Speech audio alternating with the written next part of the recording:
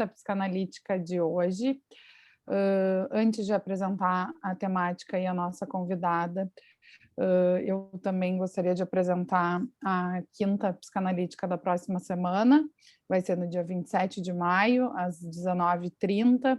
A temática vai ser as múltiplas faces do traumático na pandemia, desafios e possibilidades, com as convidadas Débora Farinati e Lisana Dallazen. Então, hoje a gente vai falar sobre a imaginação corporeopolítica, corpo, psicanálise dissidente e intervenção crítica ao sistema sexo-gênero.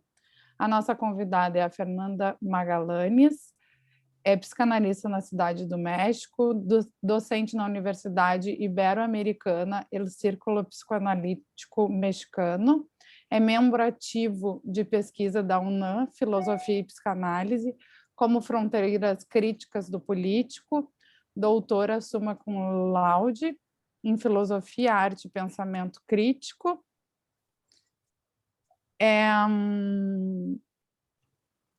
Então, mestre em psicoterapia pela American Psychoanalytic Association, formada com menção honrosa. Passo a palavra, então, para a Fernanda. Vou pedir também que todos os convidados possam ficar com os microfones mutados, para não dar nenhum tipo de interferência. E no final, a gente vai, da fala da nossa convidada, a gente vai abrir para questões, contribuições. Se alguém tiver alguma pergunta, pode levantar a mãozinha, se inscrever no chat, que eu vou chamando por ordem de inscrição. Então, passo a palavra para a doutora Fernanda. Hola, hola a todos, a todes. Me da muchísimo gusto estar aquí. La verdad es que estoy muy emocionada, sobre todo por compartir con ustedes que se encuentran en Brasil, a quienes les tengo muchísima admiración, además, porque he visto mucho veremos a lo largo de esta pequeña charla, como uno de mis intereses es la intervención en las calles, ¿no? Y una intervención que pueda ser posible para diferentes comunidades. Y a mí algo que me emociona mucho del psicoanálisis en Brasil es que veo que tienen muchas redes a través de las cuales se han hecho ustedes mismos de redes para poder hacer diferentes tipos de intervención. Y además, otra de las razones que me interesa muchísimo es que creo que la escena del arte contemporáneo en Brasil ahora es maravillosa, ¿no? Es creciente y creo que eso da como tonos de mucha esperanza, como para poder pensar junto con el psicoanálisis otros modos de intervención que se pueden hacer a nivel artístico también. Entonces, bueno, les cuento un poco de mí para quienes no me conocen. Justo antes de que entraran ustedes al Zoom, había platicado con Renata que nosotras nos conocimos en un congreso de FEPAL en el que estuve presentando, bueno, en un congreso más bien de polimorfismos de este derivado de la IPA que abrió recientemente para pensar cuestiones de género. Entonces, para quienes no hayan estado ahí y no nos conozcamos, me presento. Yo soy Fernanda Magallanes y yo me he dedicado durante los últimos años y desde el inicio de haber empezado a estudiar psicoanálisis, me he dedicado mucho a pensar por qué es que dentro del psicoanálisis hay un sistema a menudo, que es heteronormante. ¿Y cuál es ese sesgo heteronormante que hay dentro del psicoanálisis? Esto fue derivando en que fuera conociendo personas aquí en la Ciudad de México, a quienes estimo mucho, unas personas que trabajan en la UNAM con cuestiones de política y psicoanálisis desde la filosofía para pensar la intersección que existe entre lo político y el cuerpo para el psicoanálisis y cómo es que pensar el cuerpo por vía Freud y metapsicología, por Bion, por diferentes autores, nos pueden abrir mucho a formas de intervención que tienen una repercusión política, ¿no? Pero también cómo cuestiones políticas se juegan dentro de los escenarios psicoanalíticos. Y bueno, mucho de mi enfoque durante estos años de investigación ha sido, en específico de lo político, ese sistema sexogénero, que ahora empieza a tomar mucha moda precisamente porque muchos analistas se encuentran con estas dificultades para pensar los cambios en torno a las presentaciones de la sexualidad, ¿no? Sin embargo, es un trabajo que se ha hecho desde hace mucho tiempo con las mujeres del Comité de Mujeres de Psicoanálisis o mucho antes, desde las críticas de Helen Dodge, y también críticas que se han hecho desde fuera del psicoanálisis a través de antropólogas, ¿no? Entonces, bueno, yo lo que quiero exponer ahora es el trabajo que he hecho posterior a la publicación de los libros que han tenido que ver con respecto a esas cuestiones de sexo-género. Hasta ahora lo que he presentado a nivel textos ha sido con respecto a esta parte de desheteronormar al psicoanálisis hacia un psicoanálisis que se basa en una escucha abierta. Pero esa escucha abierta, pues es una escucha que continuamente estamos trabajando cada vez que se nos presenta en el consultorio todo aquello que nos reta como cuerpos en la escucha, todo aquello que reta los paradigmas mismos que han hecho de nuestro cuerpo un cuerpo, ¿no? Entonces, es a partir de los últimos años, más o menos desde 2018, que yo empecé ahora a interesarme por otros temas de políticos que tienen que ver con cómo el cuerpo tiene que ver con lo político y cuáles son los modelos de intervención que quizás se podrían pensar para intervenciones de otro tipo, pensando en un psicoanálisis en las calles, un psicoanálisis en donde no necesariamente la escucha se trata del uno a uno, sino que se trate de otra forma de escucha y modos quizás hasta como de intervención artística. Eh, entonces, bueno, esto es muy a grandes rasgos y me gustaría presentar como de los primeros papers que empecé a desarrollar desde ese momento alrededor de la imaginación, como que para que juntos pensemos cómo es que la imaginación es tan importante dentro de la teoría psicoanalítica y cómo puede abrirnos espacios para pensar otras formas de psicoanálisis. Pero para eso quiero comenzar con un video que me gusta muchísimo de Francis Salis, que aquí está.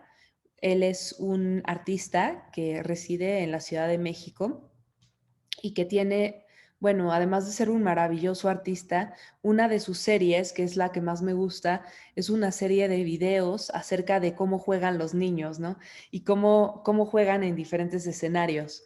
Por supuesto, cuando yo empecé a interesarme por estas formas de escenificación del juego callejero, pues no había entrado el COVID y no estábamos en esta situación de si salimos a la calle tener que ir muy cubiertos, así es que las condiciones de juego que estaba imaginando entonces cambiarán seguramente, ¿no? Pero creo que es importante irlas pensando para ir construyendo estos escenarios.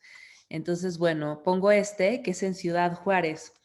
Como un pequeño apartado, Ciudad Juárez es una de las ciudades en México donde se han registrado más feminicidios, no es donde más, pero es una de las que más, y fue el foco para que muchas feministas comenzaran a cuestionar qué es lo que pasaba en torno al feminicidio y por qué a las mujeres nos matan por ser mujeres.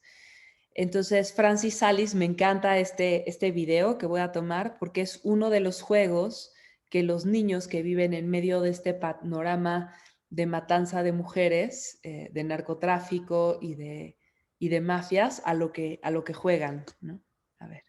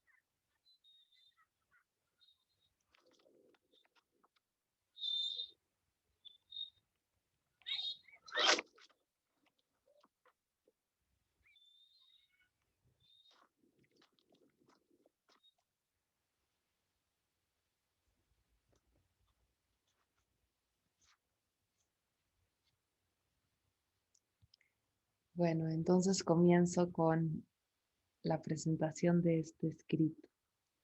Aquí está. Bueno, ahora pretendo exponer notas iniciales para una investigación acerca de los conceptos de abyección, juego y sublimación y las maneras en que operan como bisagras en la cultura. Para poder abordar los conceptos ahora mencionados, es necesario primero presentar qué es devenir sujeto y cómo la abyección, el juego y la sublimación son fundamentales en este proceso. Devenir sujeto es un proceso político, en tanto que el cuerpo es afectado no solo por su biología, sino también por la manera en que el cuerpo representa la cultura y es representado por ella. El poder actúa sobre el sujeto, lo marca y lo doma, pero no solo eso, sino que además confecciona el proceso a través del cual el sujeto se forma. La utilidad que ese sujeto tiene es efectiva solo si está sujeto a la cultura. Esto acarrea una serie de dificultades, pues la cultura a menudo es cruel y el sujeto es un archivo de prácticas culturales y políticas de las que no es del todo dueño. La actividad política entonces se ve mucho más afectada por una red de relaciones en constante tensión que viven al sujeto, que por un sujeto consciente que elige cómo puede vivir y que sabe las consecuencias de los actos que alcanza a elegir. Podemos entonces ayudarnos del psicoanálisis para investigar cómo un sujeto deviene sujeto en la cultura y cómo la fantasía actúa como una dimensión no crítica de nuestras deliberaciones morales y políticas. También podemos apoyarnos del psicoanálisis como una teoría especulativa para preguntarnos qué del sujeto es capaz de posar una pregunta crítica frente a las lógicas imperantes de poder que forman al sujeto. Judith Butler ha lidiado con pensar cómo las normas culturales son la condición de nuestra agencia política, pero también la limitan, de cómo la intención de la gente de cambio político no ejerce necesariamente el resultado político que espera, sino que a menudo reproduce las prácticas imperantes. Butler también ha abierto campo en la esperanza que hay de cambio y resignificación en la iterabilidad y performatividad que se producen en la relación entre el sujeto y la cultura. Para ella, ha sido necesario teorizar acerca de la formación del sujeto, y en este esfuerzo se ha visto en varias ocasiones apoyada de teoría psicoanalítica. Un ejemplo de este apoyo en teoría psicoanalítica lo vemos en su libro Cuerpos que importan, en donde toma el concepto de abyección que Julia Kristeva teorizó en Poderes de la Perversión. En Butler, este concepto es uno de los fundamentos que explican cómo el poder constriñe al sujeto desde el inicio, delimitando lo que el sujeto considera como una vida que importa y lo que no. Durante este trabajo hablaré de este concepto en la obra de Julia Kristeva y de cómo lo utiliza Butler para explicar fenómenos de exclusión, pero sobre todo problematizaré cómo este mecanismo es el mismo que sienta las bases para el juego, la sublimación y el arte, que a su vez son las condiciones de posibilidad para cierta iterabilidad y diferencia en la vida política. Esto es, problematizar de qué se tratan los márgenes de libertad que el sujeto puede crear solo como resultado de su sujeción a la vida política imperante. Es así que quiero pensar una pregunta. ¿Es el juego la base primordial para una política de resignificación radical frente a las lógicas de poder hegemónicas? Esta pregunta me parece relevante para añadir atributos que pensar en la relación existente entre sujeto, performatividad y política. También para abrir cuestionamientos con respecto al panorama de la significación artística en el aparato social y las posibilidades de inclusión que el juego pueda brindar.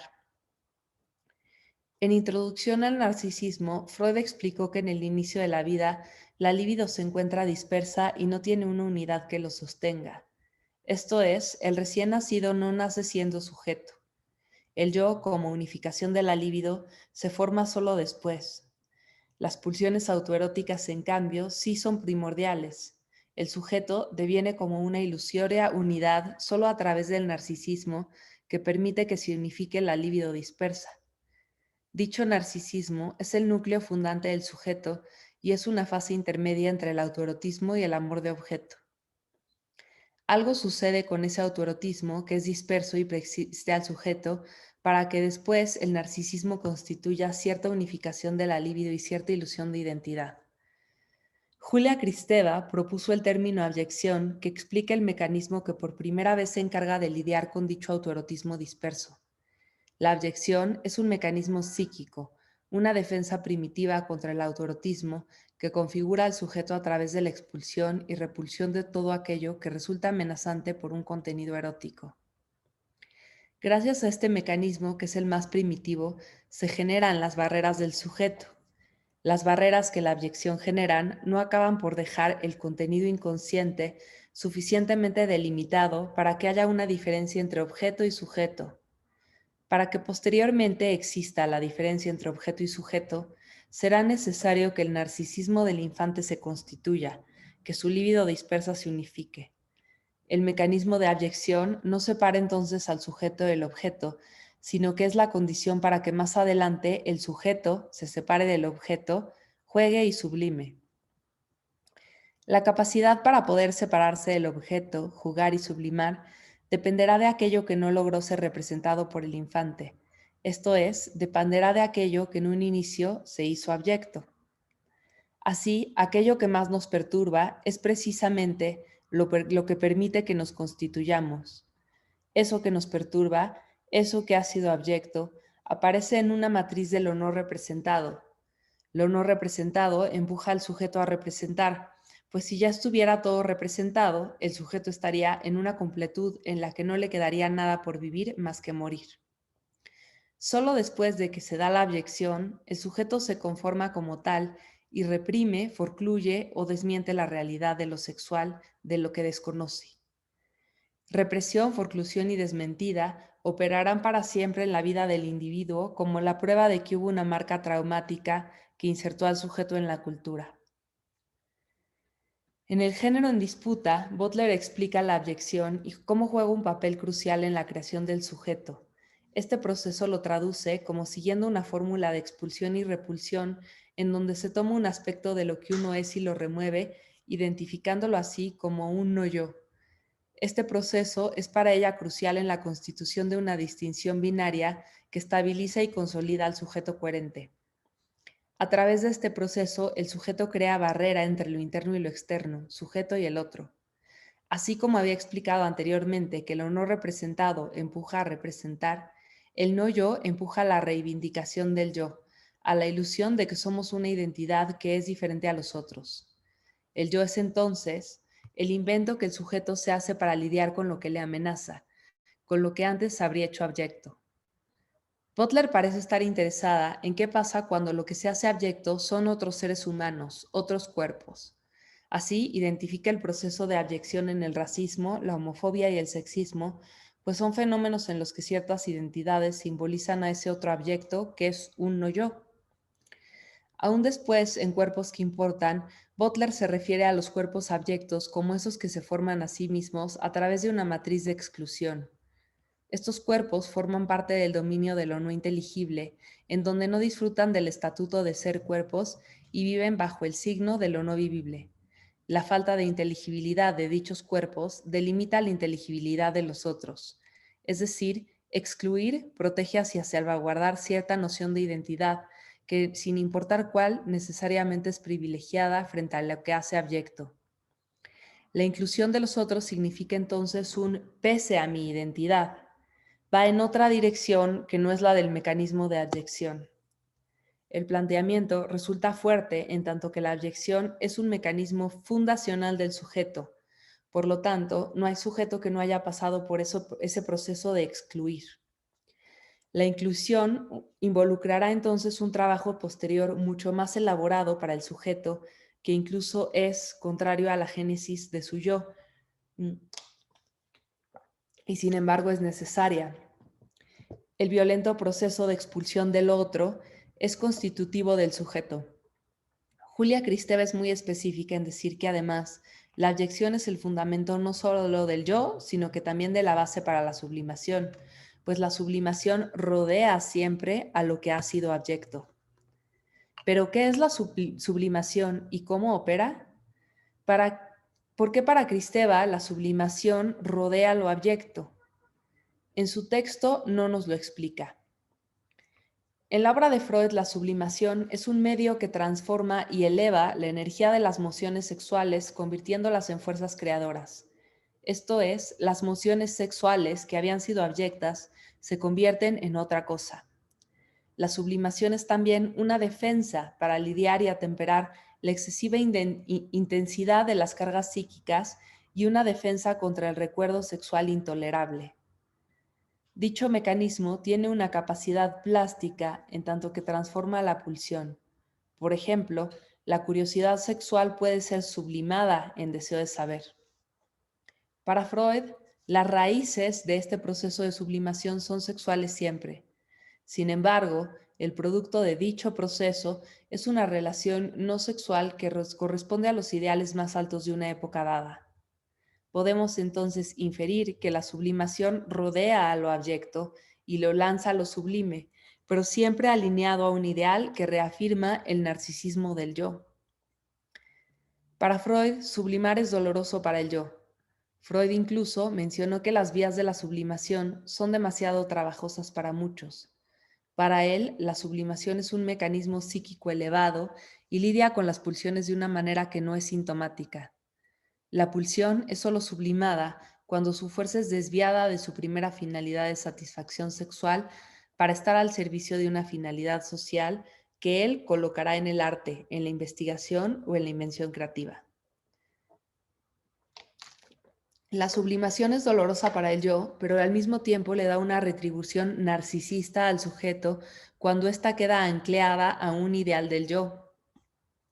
Para que la pulsión se sublime, necesita dirigirse a un objeto no sexual. Así, parte importante de la sublimación es la sustitución del objeto original por un objeto y un fin no sexuales. La pulsión sexual preserva en su energía su cualidad sexual, pues la fuerza de donde proviene es sexual. También permanece activa en tanto la pulsión busca su satisfacción, pero ésta nunca se completa del todo. Sublimar es entonces tener la aptitud de encontrar nuevas satisfacciones sexuales. Es la posibilidad de cambiar un fin sexual por una meta desexualizada. Podemos decir incluso que la sublimación es una práctica de hospitalidad un tanto extraña, pues lo que estaba abyecto o desalojado del territorio del yo es ahora alojado por el yo en un lugar que no le pertenece, el lugar del objeto desexualizado. En la sublimación el yo se convierte en un anfitrión que roba un espacio para hospedar una fuerza sexual que era parasitaria y que se convirtió en un digno huésped. Podemos entonces pensar la sublimación como la operación de la hospitalidad, pero también la operación misma de la diferencia y del cambio. Propongo así que la sublimación requiere la intervención del yo narcisista para producirse y de un ideal que oriente la sublimación, pero también requiere lo que se hace abyecto, eso sexual que es intolerable. Con lo sexual intolerable, el psicoanálisis se refiere no a la sexualidad genital, sino que precisamente a toda aquella carga energética que queda impresa en el cuerpo y que se lanza hacia afuera o se hace abyecta sin representarse. Lo sexual intolerable es todo aquello que se hace abyecto y que el aparato psíquico no tolera representar. Un artista entonces obtiene satisfacción en su obra al compartirla y en la gratificación narcisista que obtiene al hacer su obra y por lo tanto reitifica su identidad como artista. Pero más aún obtiene algo de haber transformado lo abyecto intolerable en otra cosa. Es la capacidad de transformar lo abyecto, lo sexual intolerable, en algo sublime, lo que permite que la sublimación sea un acto que no solo es narcisista, sino que además cuenta con un fin social. Es en la transformación de lo sexual intolerable donde aparece un cierto margen de libertad ante aquello intolerable que nos domina. También el narcisismo es el que sostiene la actividad creadora y lo abyecto lo que la impulsa. Pero no olvidemos que el proceso de sublimación de una satisfacción erotizada e infantil en otra no erotizada e intelectual no se realiza sin los ideales simbólicos que operan en la época o sin las epistemes que operan en una época. Así, hay un doble movimiento en la sublimación. Por un lado, protege el narcisismo y lo fortalece luchando por un ideal del yo. Por otro, lo renueva en tanto que lo sexual intolerable aparece ahora en el ámbito de lo que puede ser tolerado por el yo a través de un acto sublime, cambiando así las epistemes actuales. Será entonces este mecanismo el que le da al sujeto las coordenadas para poder convivir con el otro sin hacerlo abyecto. Otra problemática que aparece en lo antes mencionado acerca de la sublimación y la abyección es el tema del ideal. Habría dicho ya que los ideales de una cultura no necesariamente protegen contra la violencia y la repetición. Esto es, los ideales a menudo son crueles y no necesariamente hacen ley. Si hay ideales que protegen a la cultura e ideales que no lo hacen, podríamos cuestionar qué clase de reiteración de violencia aparece en algunas formas de sublimación al lanzar al objeto abyecto hacia el ideal del yo cuando éste es cruel. Parece que algunos ideales de la cultura tienen además no solo como impronta de su gestación la abyección de los otros, sino también como aspiración. Es este el caso de la matriz heterosexual. Por ejemplo, los ideales que apuntan a valores truculentos como un consumismo exacerbado, el orgullo por quienes luchan en guerras o la supuesta supremacía de unos hombres privilegiados sobre mujeres, son ideales que no solo se construyen sobre la abyección, sino que la reproducen. ¿Qué formas de sublimación aparecen en el arte y en la investigación en un modo en que los ideales apuntan a valores truculentos? Lo que es más interesante de la sublimación es que aquello sexual insoportable que ya había sido almacenado en el archivo psíquico se transforma en un objeto que adquiere nueva forma en tanto no es del todo sexualizado. Pienso que aquí podemos cuestionar si ese proceso de sublimación es generador entonces de nuevas formas significantes por iterabilidad en tanto la meta se desvía a un objeto desexualizado. También podemos preguntarnos si la sublimación juega un papel importante en la transformación de la introyección de la violencia, en tanto la violencia es de índole sexual. De ser así, ¿Es la sublimación el acto performativo por excelencia? Y si los ideales de la cultura son crueles y la sublimación prescinde de un ideal, ¿qué hace el objeto sublime con ese ideal? ¿Reproduce o transforma el ideal? Estas preguntas involucran, por supuesto, el papel del arte, la investigación, pero también el juego en tanto invención creativa frente a la reiterada violencia en la cultura. Pero ¿de qué trata ese vínculo entre la sublimación, entre lo que de la sublimación se hace diferencia y lo que en la sublimación se repite de la violencia? Para pensarlo, comienzo por un ejemplo de sublimación que Freud explica en un recuerdo infantil de Leonardo da Vinci. Freud interpreta ahí que Leonardo tuvo un recuerdo alrededor de la boca en donde un pájaro posaba su cola ahí mientras él estaba en la cuna. De este falso recuerdo, Freud deduce que Leonardo reprimió el recuerdo de sí mismo siendo amamantado por su madre. Su pulsión quedó sublimada en el deseo de saber y de investigar. El contenido real de la sonrisa de la madre al gratificarlo y la satisfacción oral de su recuerdo quedó sublimado en su obra en las sonrisas leonardescas. Lo que es intrigante es que este recuerdo no solo se trata de la madre amamantándolo. Como he mencionado, el sujeto es un archivo que en su memoria guarda prácticas políticas. Freud explicó que este recuerdo llevó a Leonardo a constituir su deseo alrededor de una meta pasiva y a partir de entonces queda sujeto a dicha pasividad. Su subjetividad queda plasmada en el modo en que recuerda y por lo tanto las prácticas que dictaminan su modo de relacionarse con el mundo y su relación con el poder. Es decir, el recuerdo es también un modo de devenir sujeto en una posición. En el mismo texto, Freud incluso va más lejos para decir que el relato de Leonardo no es solo una fantasía nacida en años posteriores, sino que las fantasías llevan consigo leyendas, tradiciones e interpretaciones de la prehistoria de un pueblo. Para él, a pesar de las deformaciones del recuerdo, dicha memoria entraña la realidad de la cultura, de un pueblo y de sus acontecimientos, es decir, una verdad histórica y política.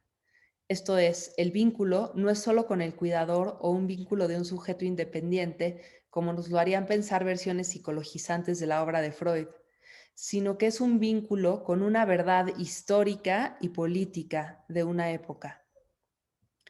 En dicho texto, desafortunadamente, Freud no ahonda más en ejemplificar dicha verdad histórica en el recuerdo específico de Leonardo.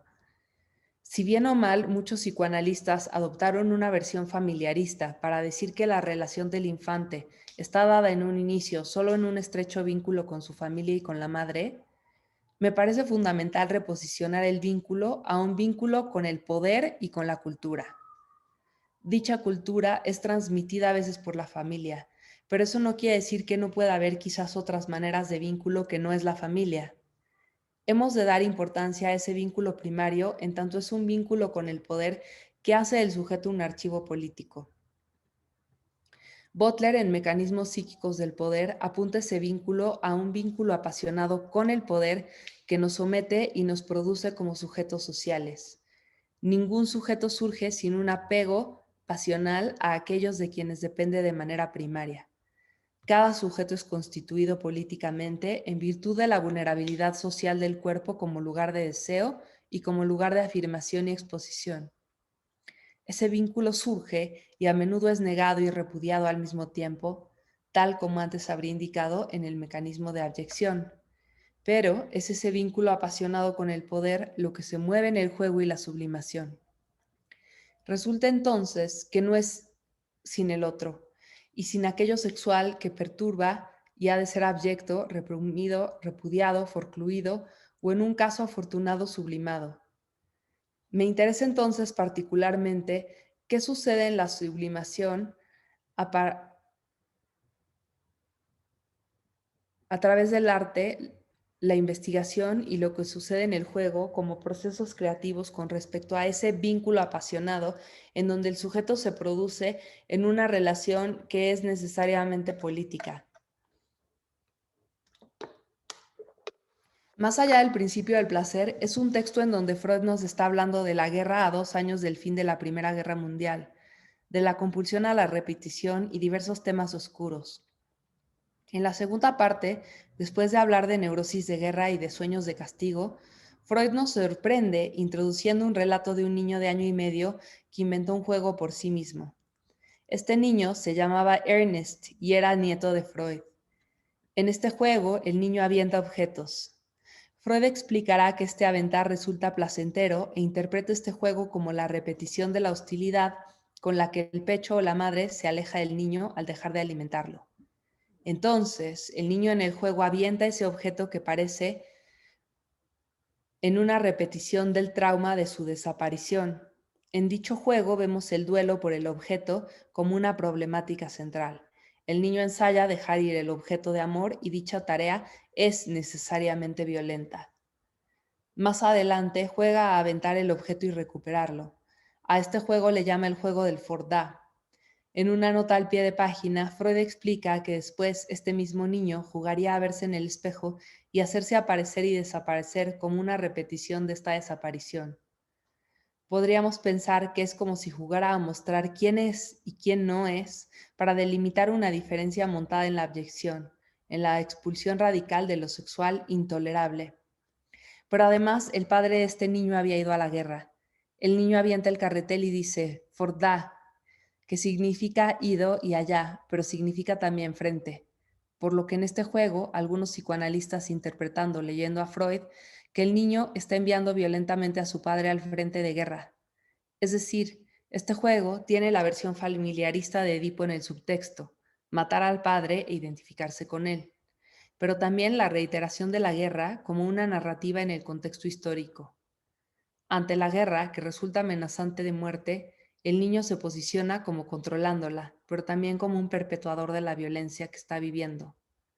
Al mismo tiempo, la sublimación que Freud hace al escribir este texto lleva a la guerra como subtexto, tanto como el juego del niño. La diferencia es que en la sublimación, como habíamos mencionado, la emoción pulsional que era sexual se convierte en otra cosa sublime y guiada por altos ideales culturales, mientras en el juego de este niño el placer que obtiene aún no está del todo desexualizado. Así podemos inferir que el juego es un predecesor de la sublimación. Bion incluso diría que el juego es también predecesor de la capacidad para pensar críticamente. En dos tiempos que convergen retroactivamente, un adulto que no piensa está siendo un niño que no juega. En este ejemplo de Ernest, está construyéndose como sujeto a través del juego en un contexto de guerra. Su juego lo coloca en un devenir que es inconsciente pero es activo.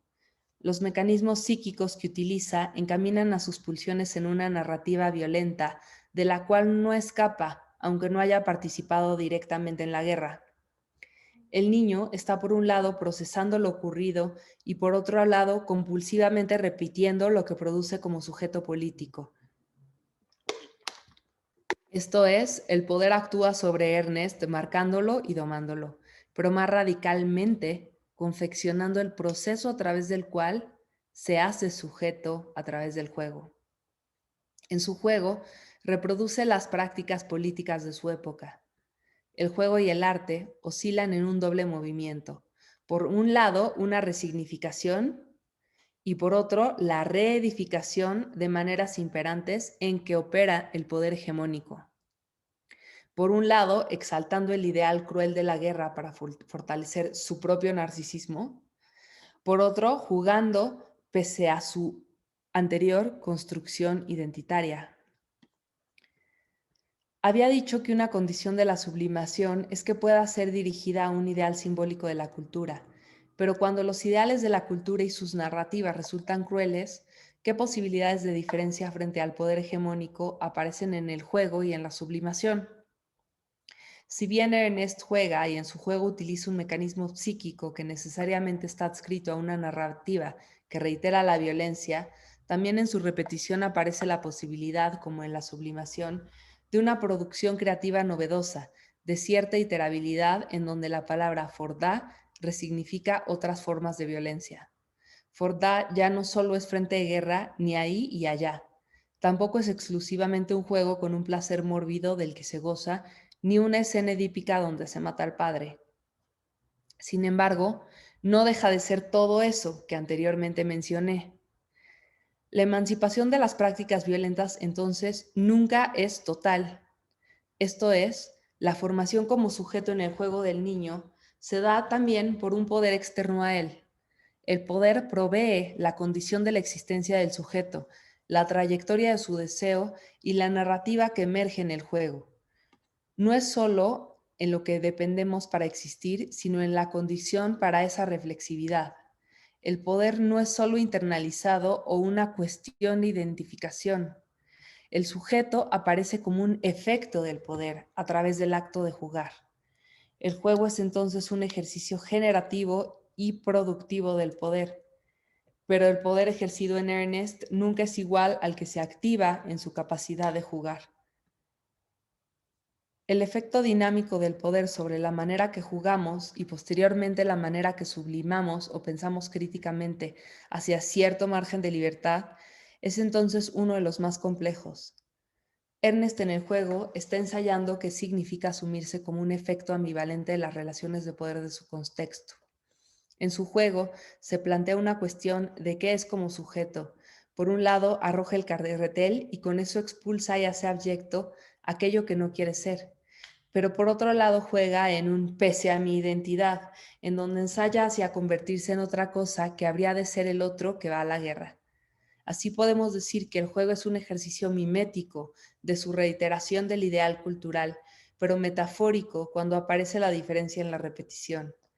Hace metáfora cuando además de replicar el juego, produce una imagen distinta, otro objeto o una forma diferente de ejercer el poder. El artista Francis Salis, a quien acaban de ver en el video es de él, más bien, me maravilla en esta cuestión. Interesado por el valor simbólico y metafórico que el juego hace del espacio político y geográfico, filma a niños jugando. En su video Reel on Reel, en las calles de Kabul, vemos a niños jugando después de la prohibición de las imágenes entre los talibanes, que condujo a la destrucción de una cantidad indeterminada de obras de arte, imágenes, objetos históricos y material fílmico. Alice filmó cómo los niños juegan con rodar bobinas de película de cine prohibidas por las calles de Kabul en un movimiento reflexivo con la historia local de las imágenes. El panorama de la significación artística que Francis Salis ofrece en este video es particularmente interesante, pues en el acto de sublimar genera una diferencia en el momento en que graba a los niños, reposicionando la censura del material fílmico. Esto es, convierte el juego reiterativo de los niños que rebobinan la película para mostrar que es borrable en una denuncia de la censura del material a través de otro material fílmico que no se va a borrar.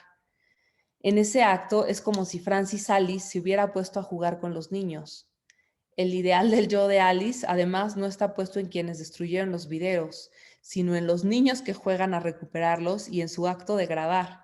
No solo se reproduce lo sucedido, sino que inventa una nueva forma de dar vida al filme. En otro de sus videos, Children's Game 15, filma a niños en casas Infonavit vacías en Ciudad Juárez, que es el que ustedes vieron ahora, ¿no? Los niños corren, gritan, juegan con espejos. Mientras corren, los niños encuentran el sol para que el reflejo apunte a algún lugar. Estos espejos son sus armas y con ellos matan, como con un láser, a su contrincante, mientras gritan algunas veces, "Te vi", y en otras veces, "Te vi". Isaac, Diego, Benjamín, otro Isaac y Diego juegan también a observarse en el mismo espejo, que es su arma, como reconociendo su imagen ahí. En este juego aparecen solo hombres y en medio del silencio que hay alrededor fuera de sus gritos, se escuchan columpios rechinar en donde por primera vez aparecen dos niñas y mientras el columpio se mueve, voltean a ver constantemente hacia los niños que juegan a dispararse. Uno podría pensar que las niñas no son incluidas en el juego, pero más bien aparece que son parte del juego en donde los niños son mirados. La mirada de las niñas no mata. La mirada de los hombres puede producir la muerte. Quien observa primero mata a su contrincante. Las niñas no aparecen como dueñas de su observación. La falta de inteligibilidad de que las niñas estén presentes delimita la inteligibilidad de los niños, quienes después de usar el espejo como su arma, rectifican su imagen en él. Este juego, de manera clara, deja ver un juego montado sobre la abyección del otro y la reproduce. Dicha abyección se monta sobre los otros niños. Existen y se miran al espejo solo en tanto han eliminado al contrincante. A las niñas ni siquiera se les elimina, aparecen como ya eliminadas y fuera del campo, pero haberlas excluido no resulta suficiente para reiterar la identidad, para rectificar que el niño existe frente a su imagen. Gana en ese juego el que en el acto de matar reedifica su identidad. ¿No es acaso este juego precisamente lo que se vive en la realidad cultural? Los niños a través del juego no escapan a la realidad que la vida adulta en su cultura les impone. Sin embargo, el hecho de jugar activa la capacidad de hacer otra cosa con dicha realidad intolerable de pensar de otra forma. Jugando, estos niños se abren un espacio psíquico para, en el mejor de los casos, posteriormente, poder pensar críticamente algo de dicha realidad. Fernanda, ¿Sí? mais 5 minutinhos. Perfecto, gracias. Sí. A ver, voy. En una imagen audiovisual, Alice contiene la furia y dolor de los niños y transforma la violencia que constituye al niño en su juego en una nueva mediación que da nacimiento a una nueva imagen de sí mismos distinta al entregarles el video. En su sublimación, Alice está jugando con los niños e introduciendo una tercer mirada que observa, que edifica la libido dispersa del niño en un narcisismo que va más allá de la violencia.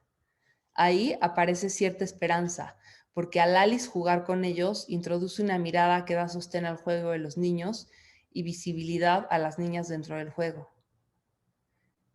El juego y la sublimación son entonces prácticas de hospitalidad afortunadas, dificilísimas y un tanto raras porque transforman lo que estaba desalojado y abyecto del territorio del yo en un lugar salvaguardado de lo sexual amenazante, un lugar objeto no sexual. Esto es, convierte la fuerza parasitaria de lo sexual intolerable en un huésped que se aloja en un lugar objeto que no le pertenece al yo. Para que existan entonces lugares objeto que no le pertenecen al yo, necesitamos que se nos den espacios físicos donde jugar también. Necesitamos reclamar las calles, pues los espacios físicos dan espacio a la aparición de espacios psíquicos desexualizados en donde alojar lo sexual intolerable. Necesitamos como psicoanalistas inventar prácticas públicas de juego, espacios físicos que habiliten el juego, nuestros precursores del pensamiento crítico y la sublimación. Tomar las calles, los espacios físicos que habilitan la capacidad de pensar, de darle hospitalidad a la metáfora como quizás el modo más radical de resistencia ante las lógicas imperantes de poder. Un niño que juega es un adulto que piensa. Un adulto que juega es un niño que tiene lugar en el mundo. Gracias.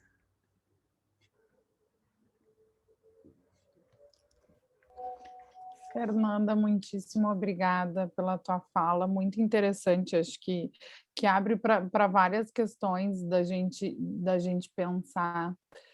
Então, gostaria de te agradecer em nome da clínica do Instituto Horizontes. Não sei, Kimberly, já tem alguma inscrição, alguma pergunta? Não. A Lise não pôde estar presente hoje, mas ela até me mandou uma mensagem dizendo que queria muito estar presente, ter participado, tinha lido vários textos. Ela pediu que eu colocasse aqui a proposta de ter um curso, né, futuramente, que ela gostaria muito de poder participar. Ai, que bem. Posso falar, Karen? Claro. Tá, obrigada. Fernanda, graças pela apresentação.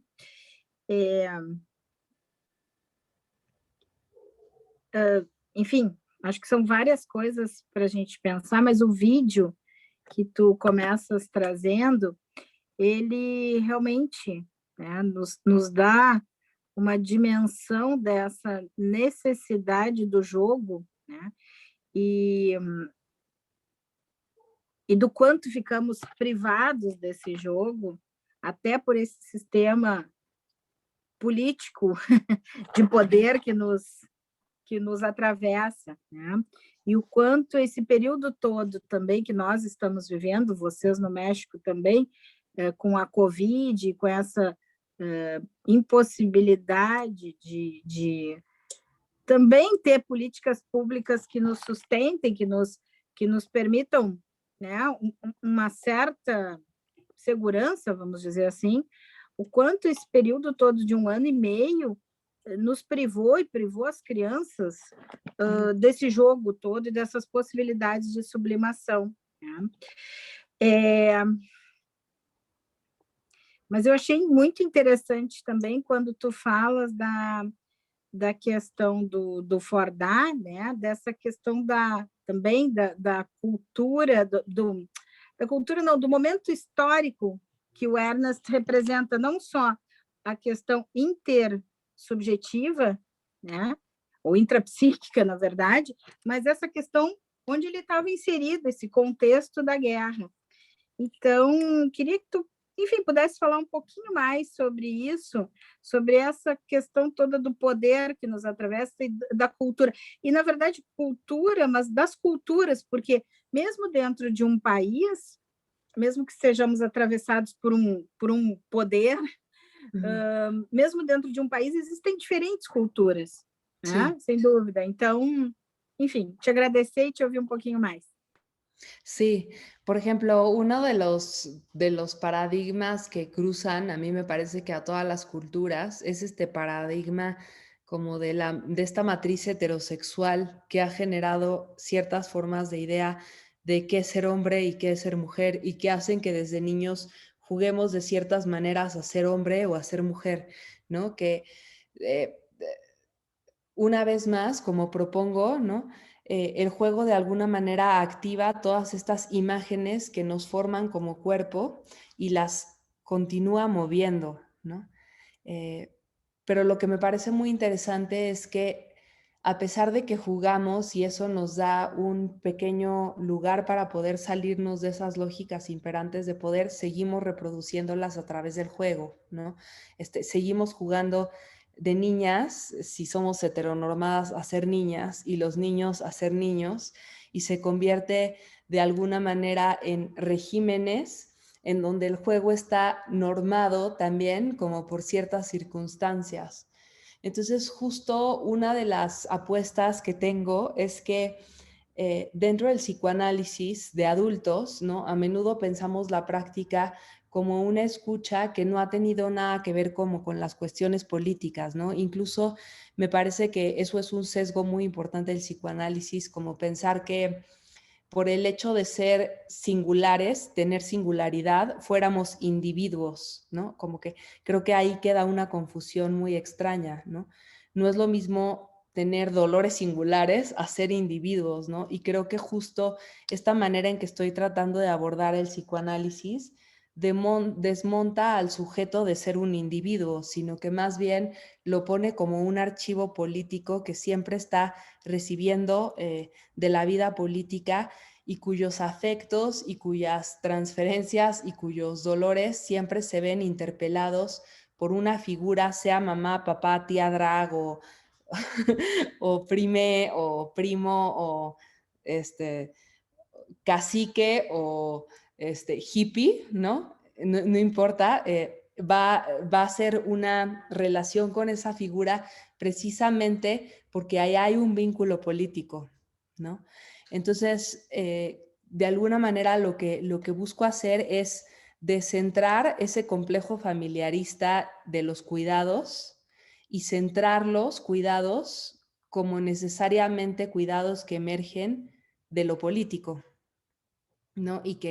Y cuyas afectaciones generan ciertas movilizaciones en la manera en que nos pensamos, en la manera en que jugamos, y pienso que en ese sentido se pueden inventar nuevas formas de imaginación corporeopolítica, ¿no?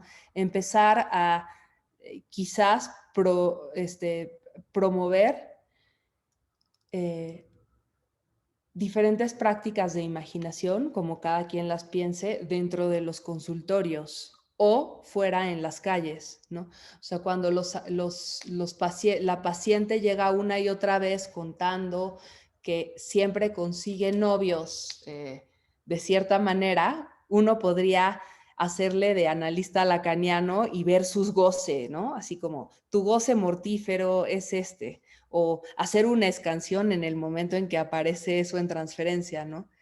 Creo que son maneras, pero creo que hay otras maneras como las de propiciar la imaginación, ¿no? Como qué otras alternativas te imaginarías o incluso un juego de roles dentro del mismo análisis, ¿no?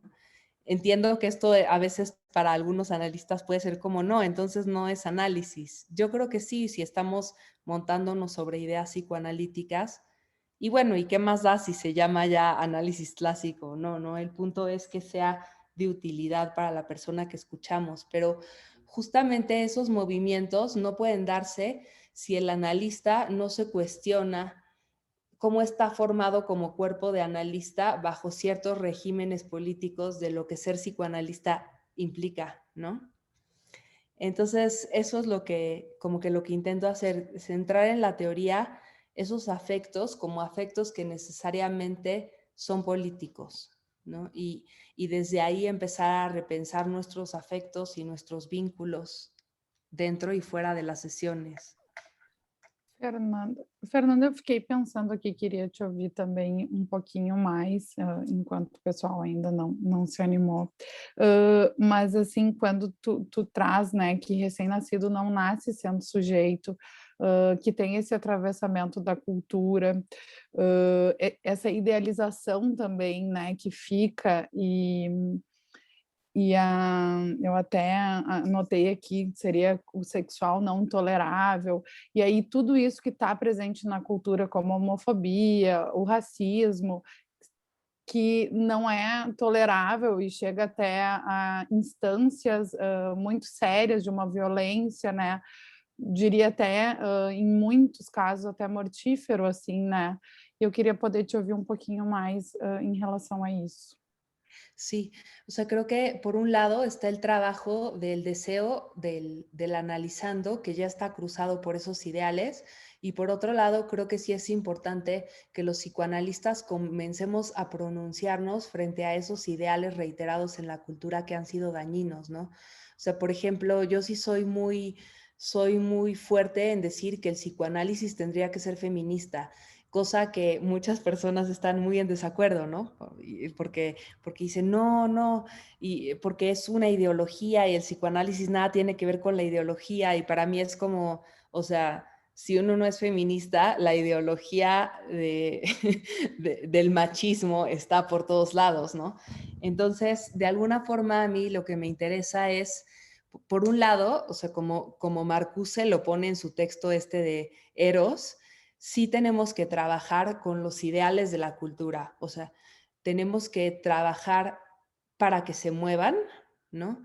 Haciendo leyes, ese es como el trabajo que no concierne al analista del consultorio, ¿no? Es otro tipo de trabajo de las feministas, rompiendo y quemando, rayando paredes para que pueda proceder una ley, ¿no? Esa es otra forma de trabajo. Pero también creo que mucho del trabajo del análisis, pues es trabajar cómo esos ideales políticos cruzan las historias y los cuerpos y cómo esas historias se replican en el análisis, ¿no? Y tenemos casos dentro de las instituciones, o sea, que son sabidos dentro del psicoanálisis y que incluso están registrados en trabajos, ¿no? De los países que pasaron por tremendas dictaduras, Chile, Argentina, en donde los analistas se tuvieron que hacerse güeyes, o sea, no sé cómo se dice de una manera más entendible en portugués, pero se hicieron como como si fueran ciegos frente a la realidad de que muchos analistas estaban escuchando a personas que torturaban y no podían decir nada, ¿no? Precisamente porque estaban sometidos en esa relación, ¿no?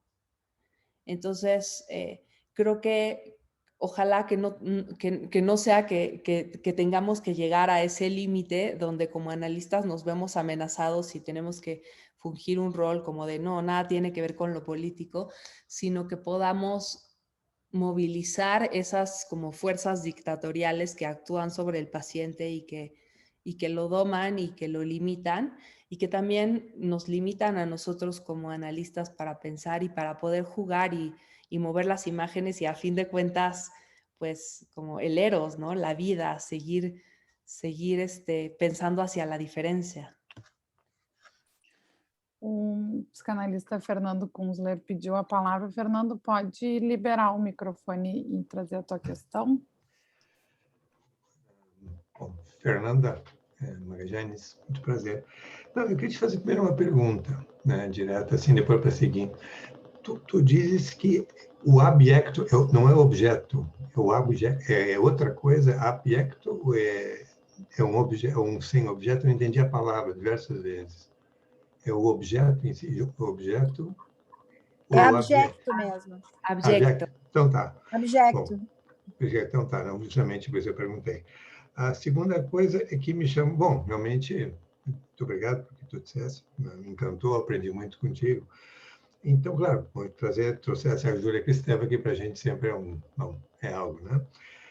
O que eu anotei aqui, então, a sublimação, né? Eu acho que vou pegar algo específico, acho que já disseram coisas bem mais importantes que eu vou dizer, mas é como se a questão da sublimação tu traz, né? Então, ela dissesse que ela rodeia o objeto, quer dizer, isso é um conceito que eu queria que tu me explicasse um pouquinho mais. E tu dissesse duas frases que, se eu anotei bem, são essas. Quer dizer, a sublimação é dolorosa para o ego, né? É dolorosa, mas, ao mesmo tempo, ela protege e renova o narcisismo. Quer dizer, que ego e narcisismo nós estamos falando, assim, só para ver se eu anotei certo, entendeu? Porque se por um lado é dolorosa, eu entendo que ela, digamos assim, ela é dolorosa no sentido que ela vai, o narcisismo, quer dizer, na verdade o ego está se desfazendo de libido, né?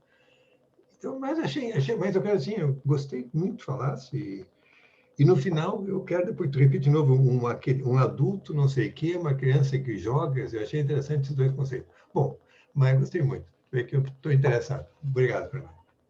Ay, muchas gracias. Mucho gusto, Fernando. Pues bueno, con respecto a esto de que la abyección, la sublimación rodea lo abyecto, justo a mí también me pregunté a qué se refiere eso Julia Kristeva, porque venía así en su libro, en Poderes de la Perversión, solamente mencionado, ¿no? Y de ahí me rompió la cabeza, entonces traté de pensar a qué estaba haciendo referencia Julia Kristeva leyendo a Freud, ¿no? Y como sabemos, pues hay muy poco en Freud alrededor de la sublimación, muy pocos textos que de pronto aborden el término, ¿no? Entonces, como leyendo esos momentos en que aparece, a mí lo que me ha llamado la atención es que Freud está diciendo que la sublimación, por un lado, responde al narcisismo, ¿no? Pero por otro lado también lo libera y hace de una cuestión que era sexual un objeto desexualizado. O sea, el objeto sublime es como ese objeto desexualizado, ¿no? Entonces es una especie de transformación y como lo estoy planteando, tratando de entender lo que dice Julia Kristeva, es que ese objeto que había sido abyecto en un inicio queda revestido libidinalmente para uno después de sexualizarlo y relanzarlo, ¿no? Y en ese sentido también me parece como muy importante pensar de qué se trata aquello que se sublima, porque precisamente quizás lo sublime nos pueda decir algo de aquello que hacemos abyecto de la cultura, ¿no? Y creo que también en ese sentido, cuando Freud exalta, por ejemplo, a los grandes poetas, como siempre el poeta va por delante del psicoanalista, ¿no? Como él tiene esta gran admiración a los artistas, me pregunto si será por eso, ¿no? Como si está viendo estos objetos de creación como objetos que están adelantados en el sentido de que es aquello que a través de la intelección regular o a través de no podemos, de la manera de operar desde el yo solamente, no podemos ver porque se trata de algo que estaba abyecto, ¿no? Entonces eso, no sé si era un poco por ahí lo que Não, era por aí sim. Não, realmente, como Freud disse, pergunte aos poetas, né? Chega um ponto que ele manda, ele realmente está dizendo que eles estão em outro lugar, assim, acima do lado, né? Então, mas muito obrigado, não, para mim ficou, pelo menos que eu podia entender. Muito obrigado, Fernanda. Gracias, obrigado. A Josiane Vaz também pediu a palavra. Josi, pode liberar teu microfone e trazer a tua questão? Boa noite, Fernanda. Muito obrigada pela excelente conferência que tu nos brindasses essa noite. E também, né, me encantou muito porque eu sou, assim, apaixonada pelo estudo, pela ideia do brincar, né, das crianças. E também, né, com esse entendimento, assim, de que, bom, é um pressuposto para a capacidade de elaboração psíquica e para a capacidade posterior, então, de sublimação, né? Porque, assim, a criança, ela também, na brincadeira, a gente vê que ela, o papel preferido é o papel de poder, a todos esses papéis que a criança é subjugada dentro da cultura. Então, quando ela brinca de casinha, de família, ela quer ser quem manda, os pais, quando ela brinca de escola, ela quer ser o professor, e assim por diante, né? O que mata, né? O que tem a arma que mata, o que tem o sabre de luz, né? Seja o que for na brincadeira.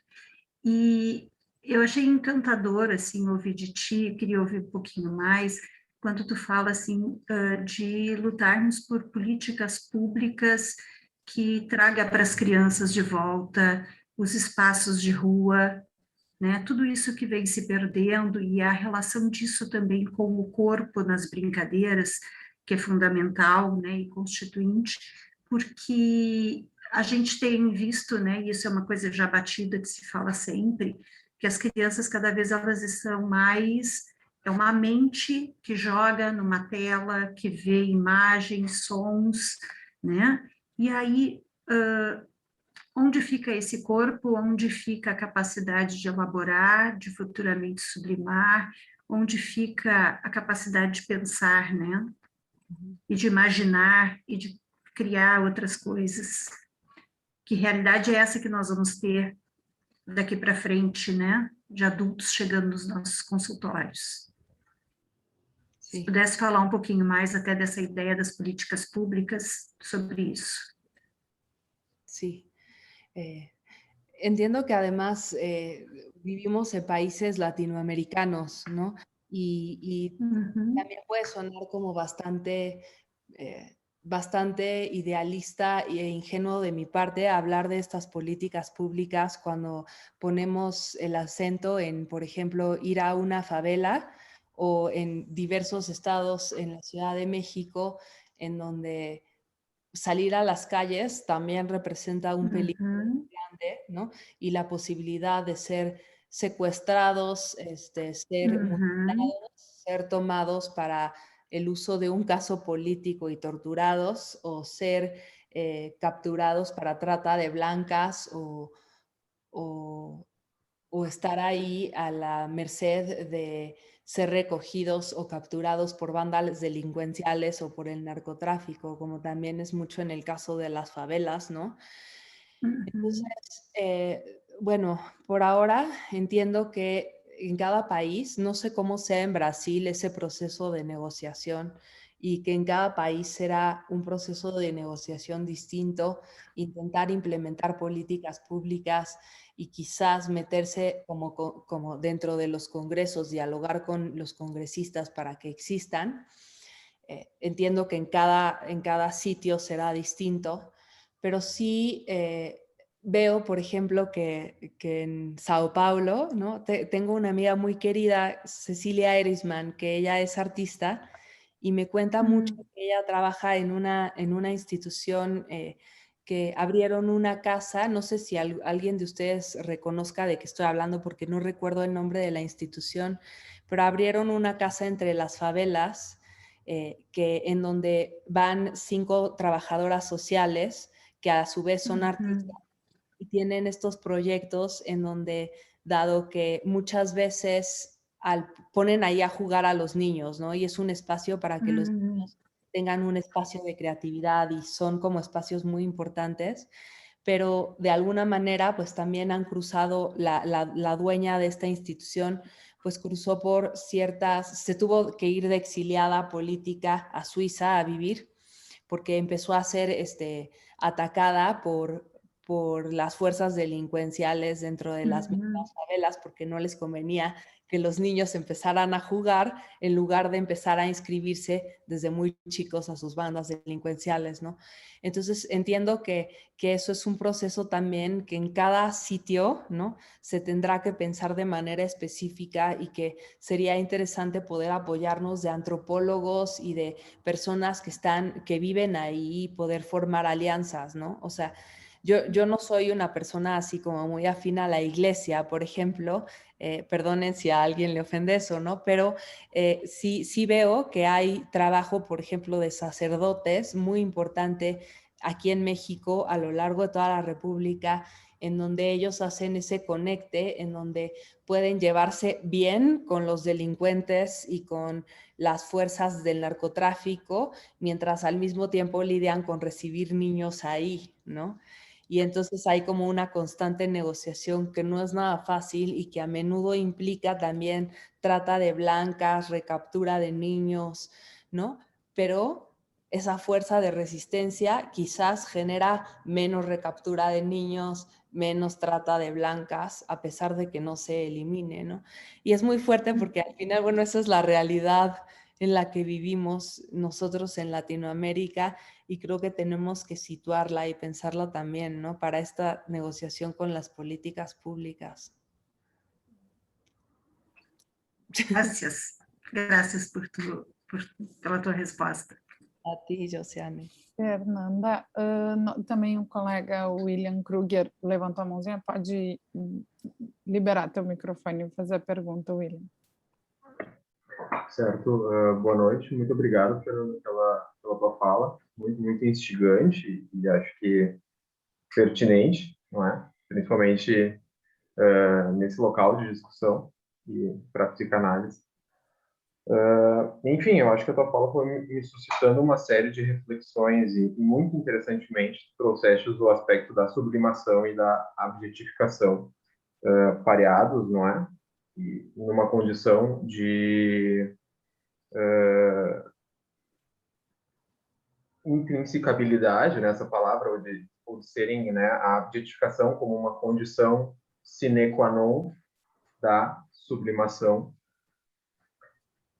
E esse processo de objetificação como algo relacionado à própria ideia de diferenciação do eu e do não eu, não é?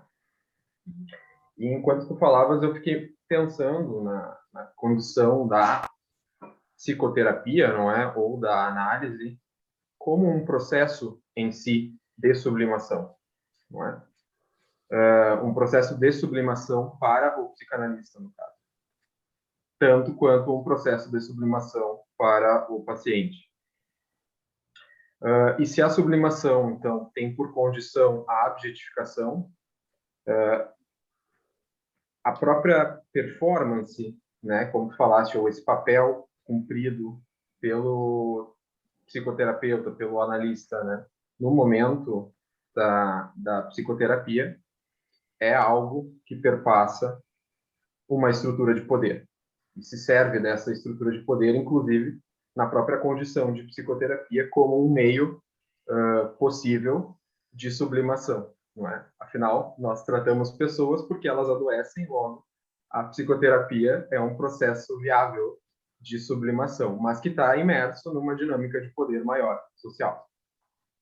Então, eu adoraria te ouvir, se tu puderes falar um pouquinho sobre essa posição política da psicanálise e talvez até em maior escala da psicoterapia como uma forma de sublimação possível que não incorra em uma violência política. E aí eu acho muito interessante tu trazer o aspecto, né, do espaço urbano, porque eu, por exemplo, trabalhei com população em situação de rua, e essa é uma população que não acessa, né, os consultórios psicoterapêuticos, mas vive na rua. Uhum. E a segunda pergunta que eu te faria é mais teórica, talvez, ou técnica, que diz respeito à psicanálise em si, não é? E a teoria da sexualidade proposta pela psicanálise, porque é uma teoria que talvez não revisita, né, ou não integra alguns estudos interessantes sobre relações de gênero, como a própria teoria queer de Judith Butler, né, ou teoria de gênero. E ela está, então, ela está centrada no modelo ainda, né, heteronormal de desenvolvimento psicossexual. E como também tu vê essa característica teórica da psicanálise associada a esse modelo político de uma prática clínica. Maravilloso, gracias. Me encanta porque las dos preguntas van como cuestionando al psicoanálisis en su teoría y en su práctica, ¿no? La primera, el psicoanálisis como ya el derivado de un proceso de sublimación de un señor que vivió en Viena en determinado siglo y que gracias a él y a su excelente y maravilloso y genial, ¿no? Que no nos alcanza para lograr algo así, proceso de sublimación, inventó algo que evidentemente, si bien lo liberaría de los procesos médicos que se pensaban en la época y de la manera en que a las pacientes se les masajeaba y no se les escuchaba, él cambió esa mirada a un proceso de escucha por vía de su sublimación, ¿no? Entonces, a través de esa invención que él hace del psicoanálisis genera algo novedoso, pero ojo, no deja de reiterar lógicas imperantes del poder y lo vemos, ¿no? Igual nosotros, por más fans que seamos de Freud, porque me imagino que aquí todos somos súper fans y lo queremos muchísimo, ¿no? Y le estamos muy agradecidos, pues no deja de Freud, por supuesto, tener sus sesgos y precisamente porque lo queremos mucho, lo criticamos al leerlo, ¿no?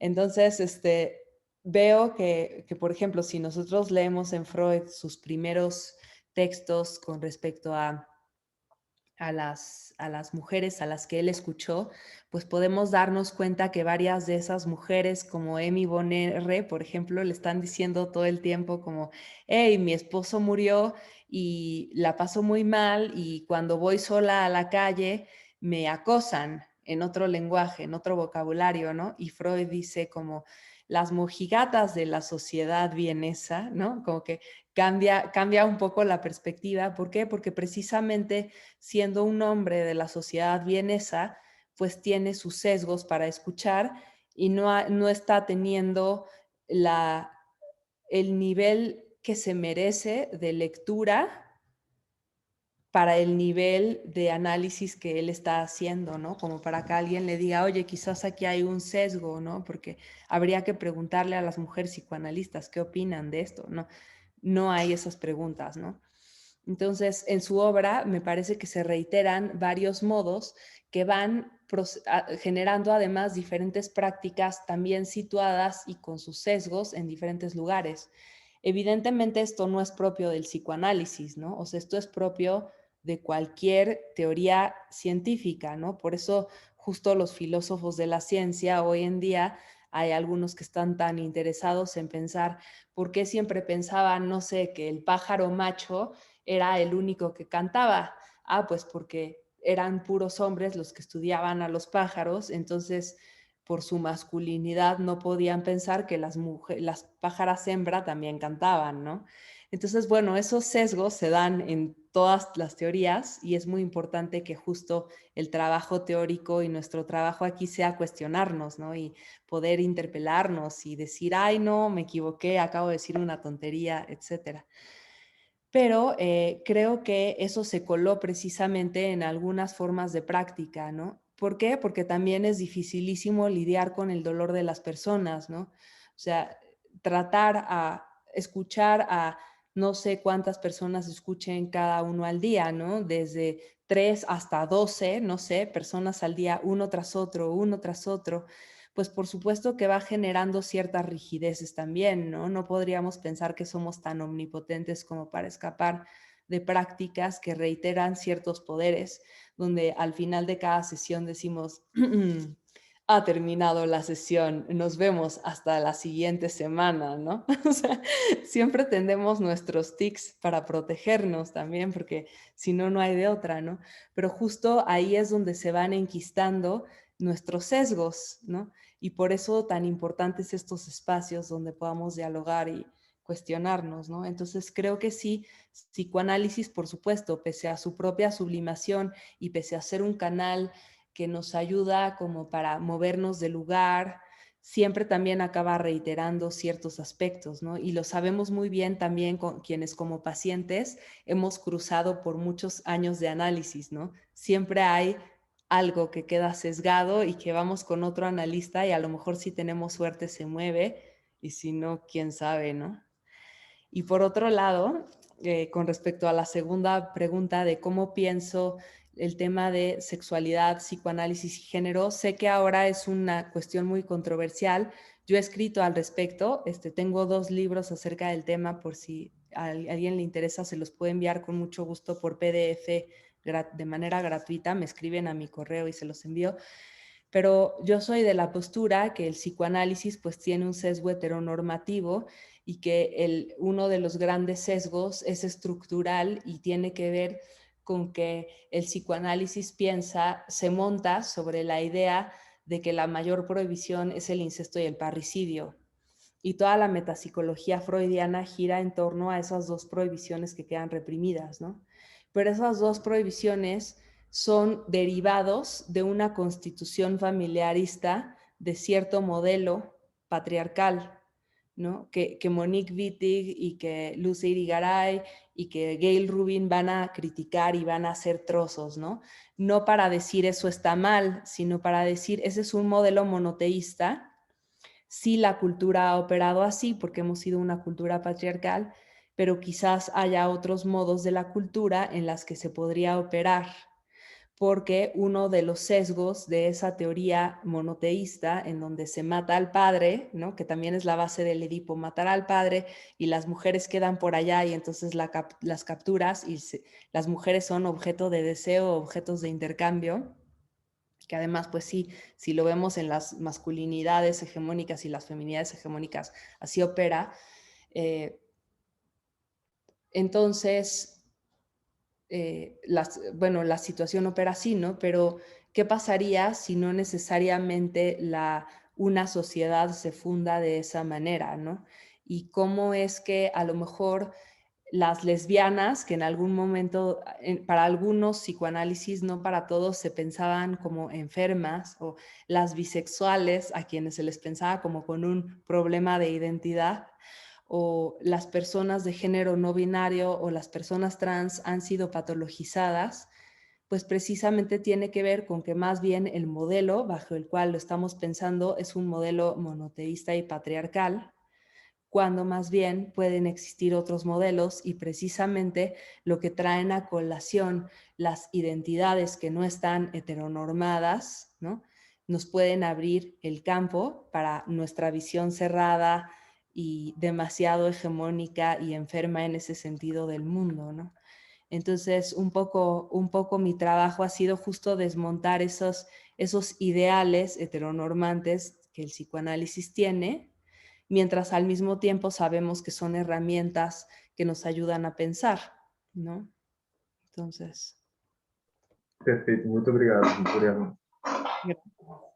Fernanda, gostaria de te agradecer muito. A gente já está se encaminhando para o horário final, infelizmente, né? Que eu acho que quando o evento assim é de muito aprendizado, muitas inquietações, faz que a gente possa pensar. A gente sente quando está perto de acabar. Mas eu queria também daí que tu pudesses ir te encaminhando para a finalização, mas te ouvir também um pouquinho sobre como tu pensa o complexo de Édipo, né? ¿Cómo pienso el complejo de...? Isso, de Édipo. ¿De Edipo? Ok. Uhum. Bien.